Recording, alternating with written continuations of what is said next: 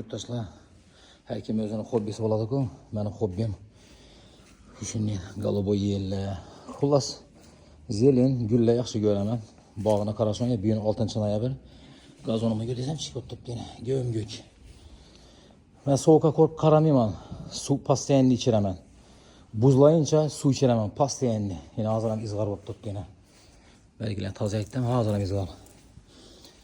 Bu голубой yellar buyrakdimi? Bu голубой yellar ekkanima 2 yil bo'ldi. Bu rossiyskiy, bu yevropeyskiy deb aytiladi. Men hozir boshqa narsani ko'rsatmayman, bundan keyingi videoda qo'yaman. Bu домашний archamiz. Soplasdan qarashoqlanib keldim. Tema qiziq bo'lsa, keyingi videoda qo'yib bermay kelishini. Necha keladi, navoga keladi. Bizlarga kerak bo'ladi. Penoplast, kokos pochaki, torf, haqiqiy torf и ozg'anaqqina ya changalakdan qo'shsam bo'ladi. Yurtdoshlar ko'rib o'zingiz bahosini berasizlar, kommentariyada xohlasangizlar. Men shaxsan o'zimni havasim ketdi. Shu Araukariya archanodi. Shu archa havasim ketib, zakaz etaymi deb, vodiydan gelmeymi deb bir qo'rqib net turardim, sindiramlar deb.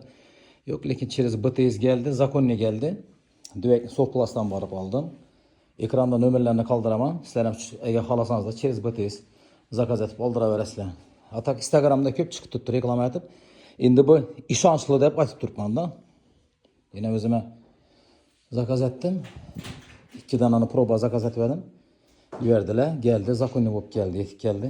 Xudo shukr, yechiri sinmaydi. Zakonniy bo'lib, lekin haqiqatdan xo'shroq ko'rinadi ekan. Qarasa odamning havosiga giding. Neler ham yumshaqqina, приятный. Yangi yilda bolalarni bir ko'nglini xursand etsam bo'ladi. Ozg'anaqqina bezak berib qo'ysam. Bu lekin домашний archa bu. Ekranda nomerlar yozib qoldiraman.